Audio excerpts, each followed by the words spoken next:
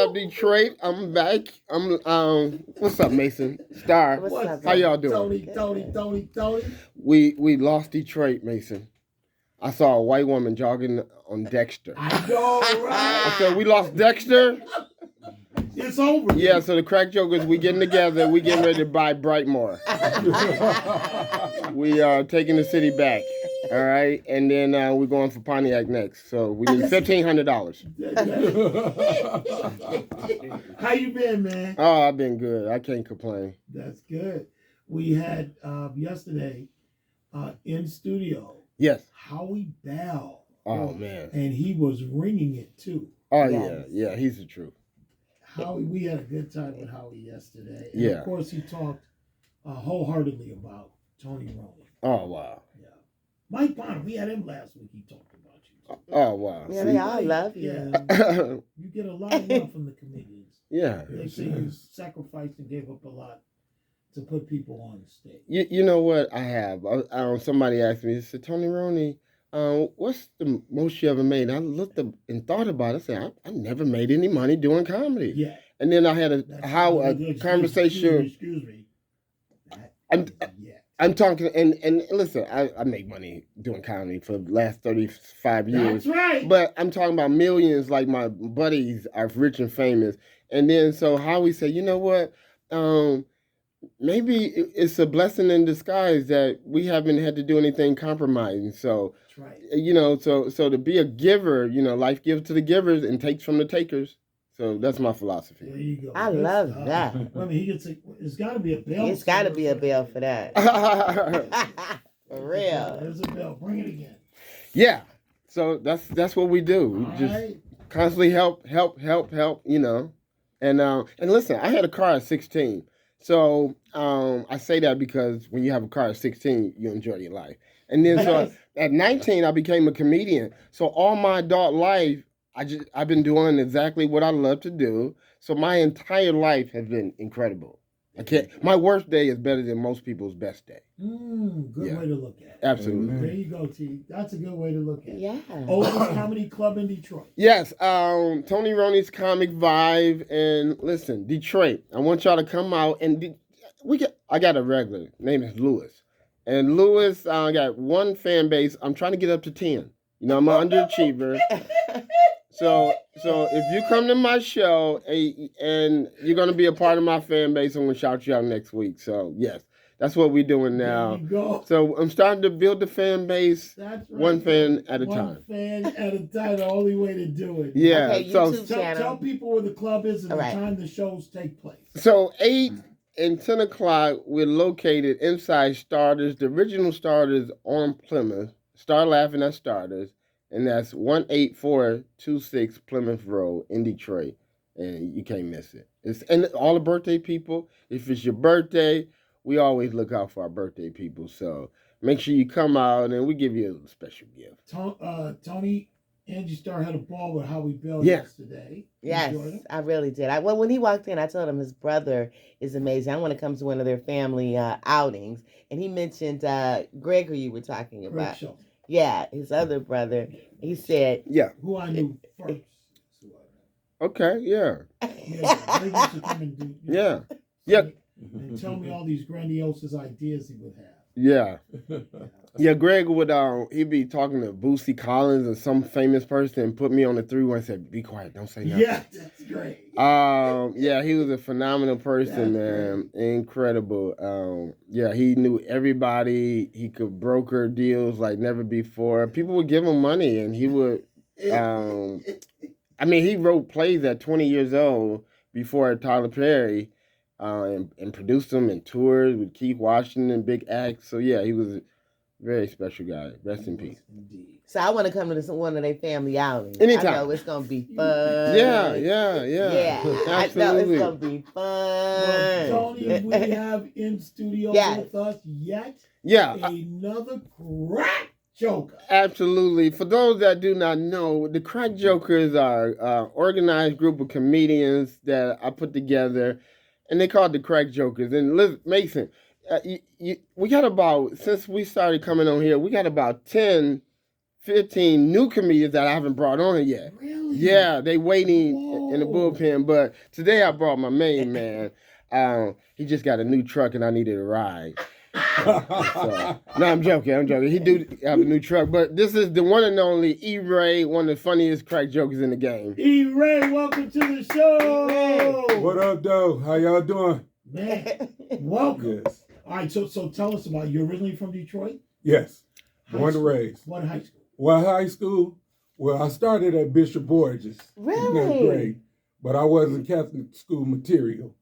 So they kicked me out after the 9th grade. I got cussed out by a nun. Seriously. You were bad. E-Ray, you were bad. If a nun said, I was missing. The nun was smoking a cigarette and said, you come out here, let me tell you something. Shake it and cussed you out and kicked you out, huh? Kicked me out. I would go in through one door and I'll leave out the next door. Okay. So they sent my mother a letter saying, we don't even know who your son is, but he's not welcome to come back to 10th grade. So after that, I went to Southwestern summer school. Summer school? Yeah, for the 9th grade. And then I went over to E-course for the 10th grade. Whoa. 10th grade summer school, Southwestern. I stayed at E-course half of my 11th grade year. Then I switched over to River Rouge. Oh my gosh, you were on tour. Yes, I was on tour. Tour. I was on tour. I wasn't bad. I just wasn't good. Yeah, I was spoiled. I was active. I played sports. I played hockey. You played hockey? I played hockey. Yes. Wow. Oh, you got to go see the Gerald McBride movie. Yeah. Yes. You got to go see that movie. My mom used to always tell me, because when I played hockey, you know, I'm the only black kid out there. Right. So I would wait for them to say the N-word. I would skate around just looking. Sometimes I got in fights with my own team, you know? So I'm like, I ran into another black guy on another team. Yeah. And I was happy to see him. I'm like, oh, another black guy playing hockey. So I went up to him, you know, while we skating around, warming up. I was like, hey, he called me the N-word. I was like, what is going on? Later on, I ended up at school with him. I ended up at E-course High with the same guy. Wow. And I asked him, I was like, yo, why you treat me like that? And he was like, I had an image I had to hold up. You know? Because he was good. He was real good at hockey. I was okay. You know? Oh, wow. You sound like the Gerald McBride movie. It's called, is it called Black Ice and Rhythm? Right. Black Ice and Rhythm. I gotta watch that. Definitely. It's you know, it's his first endeavor.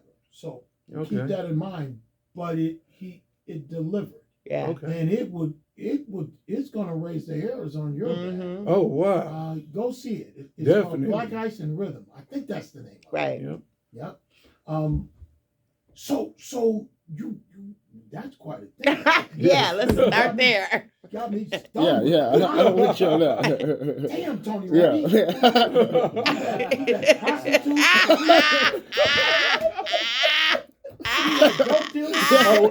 I'm ex-pharmaceutical. Don't leave that out the resume, man. Oh my God. Okay. Where do I find this crack junkie? Yeah. I don't know where in the hell you find these people. You put them on stage and they want to do it. Yes. I love it. That guy right there, I'm telling you, I left 2009, I moved to Atlanta. And then from Atlanta, I moved to New York. And I stopped doing comedy for a while completely. And then I started back when I was in New York. I was going to school. Really? Yeah, and then I came back to Detroit in 2012. Wait a minute, hold on. Go back. Right. Got kicked out. Went to summer school. Well, I tried college. No, I'm military. I wouldn't name. Here's a kid. Here's a kid that had a nut. Yeah. Go outside. Smoke a cigarette, shaking like a leaf, and cussing like a saint. Yes. To kick his ass out. Yes. You're not going to skip over. You went to school in New York. What was that about? Yeah. Well, I went to school in Columbus first. I tried DeVry University from high school. You went to DeVry? I went to DeVry. Well, let me rephrase that. I was up in Columbus, Ohio. I was supposed to be going to school, but I was in the pharmaceutical business. Oh, okay, you were Up in working. Columbus, yeah. I was okay. I was registered for school, but when the report cards came, I had all incomplete because I wasn't going to school. So now, how do you get to New York? How did I get to New York? Well, long story short, one of my Navy buddies, my sister ended up telling me when I came back from DeVry, I was in the streets, I was doing, Your work. wasn't doing right. Yeah. Right. The bad work. Never a thief, but Right. in the game. Gotcha. So Gotcha. my sister told me, she was like, you need to do something with your life. She was like, I'm giving you 60 days Whoa. to do something with your life, or you got to get up out of here. And she had just had my first niece. Wow. So I was in JRTC all through high school. Okay. Marines, JRTC. I said, I'll go in the Marines. I take the test under the Marines. The Marine recruiter leave me at the MEP station. A Navy recruiter give me a ride home. Everybody going outside smoking a cigarette saying, you got to get out. Yeah. So I ended up going in the Navy, which was a blessing in disguise because it saved my life. How? Because I was in those streets. I had a guy put a gun to my head and pull the trigger twice because me and him had beef out in Ecorse. Wow. Yes. So, and I went looking for him after the fact. Right. But God was on my side. God, pulled me out of that. I'm here for a reason. Yes, you are. I'm here for a reason because from Jump Street, from birth, I wasn't supposed to make it. So. And here the hell you are. 57 years later. Wow. And went to Angie school. Yes. For a minute, I went in and went out. I went in and went out.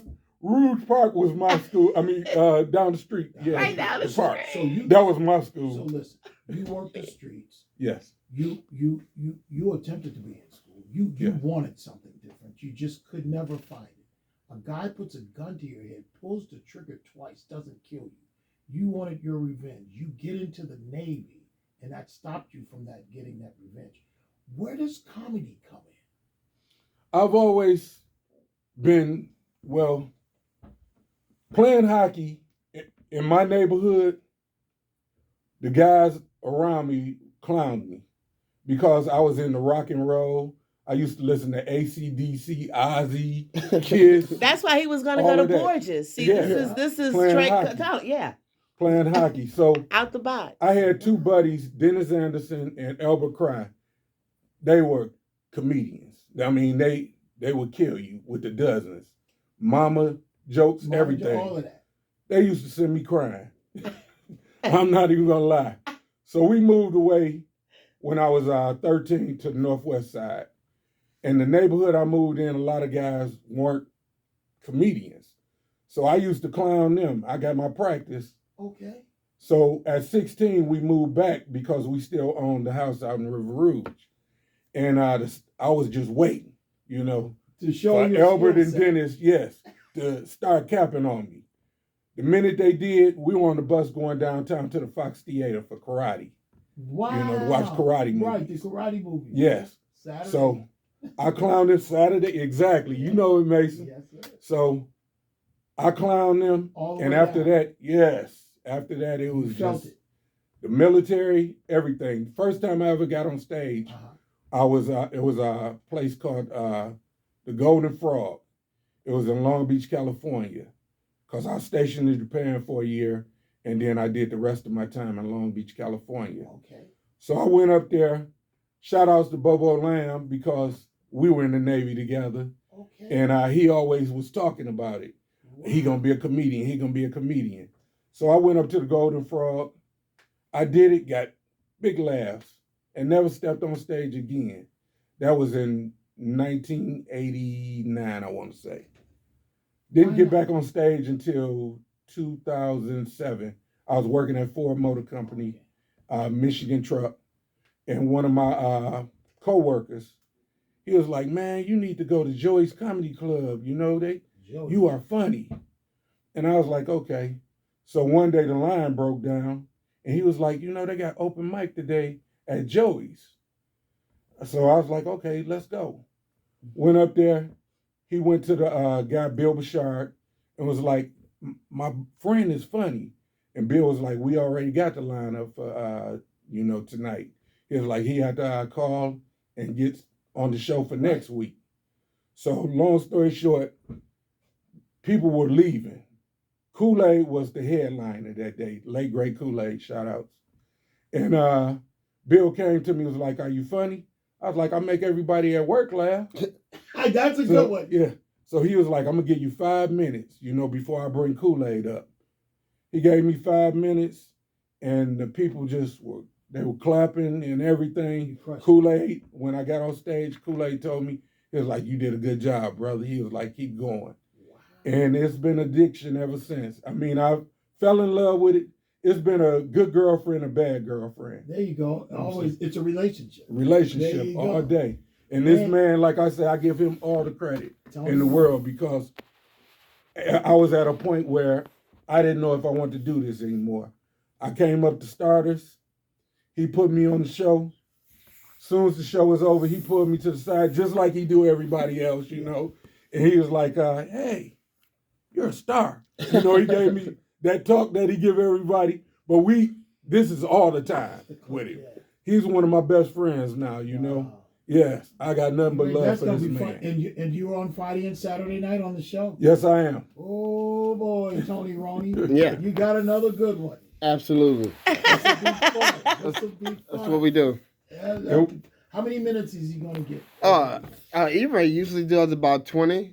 Yeah, at least. So this weekend, yeah. And listen, Mason. So Detroit, you get a chance to see him at Tony Roney's Comic Vibe this weekend. Yes. That's Friday and Saturday, 8 o'clock show. You were going to say, Tony? We got the KRACK Jokers. We're getting ready to create the Creative Jokers next, which consists of filmmakers, and we're going to blend the two and start making movies. Yeah. Yeah. Absolutely. There is Tony, the bright Tony Starr. Back at it again. Because listen, when you listen to E-Ray story, we got to make that movie. Yeah. That's an incredible movie. So yeah, we're getting ready to take it to the next level. I'm sorry. And the killer part about it is when I started doing comedy back in 2007, his brother, Howie Bell, he was hosting. He had brought in Tina Graham and I forgot my man's name. The other big comedy promoter. Okay. Yeah. Well, they had a show, and comedians came from all over the place. They were trying to get on Def Comedy Jam and BET Comic View. Right. So I just wanted to be at the show. So Howie Bell was like, he gave me tickets to sell. I got rid of those tickets in like 10 minutes because I was still working at Ford. Okay. So he got me some more tickets. I ended up selling, long story short, about 30 tickets. So Howie was like, thank you, brother. He was like, I got to put you on the show. I was like, I just want to come to the show. Oh. So he put me on the show and everything. I always got much love for Howie. For that family. Because, yes, even though I didn't want it, he gave me 3 minutes, and it was the best time, I had, and it helped my career out some. You guys hold on. I'm going to talk to Michael Eric Dyson, and we'll come back up and wrap up Tony's Comic Vibe and the weekend with the KRACK Jokers. Oh, that's what's up. Oh, man. E-Ray, that is a hell of a story. I got a story to tell. I just need somebody. I got to find somebody to help me write my story. Well, there's Tony. Yeah. Oh, yeah. We got you. Oh, yeah. All right. I just have to take this call. What year were you at Borges? 84, I graduated. Okay. So we would have